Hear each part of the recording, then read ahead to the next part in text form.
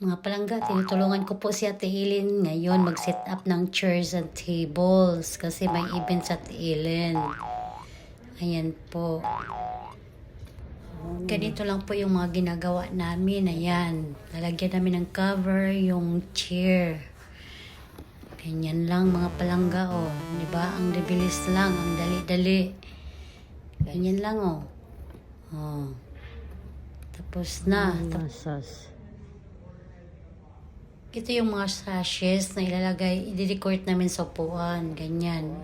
Ilagay ko muna isa-isa sa upuan para ready na pag maglagay ng decoration. Ganyan lang mga palangga.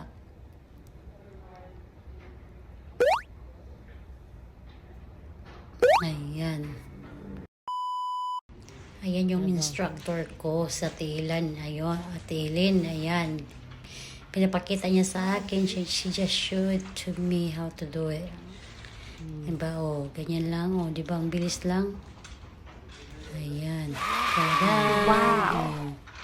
Thank you, Ate Ellen. Ang galing.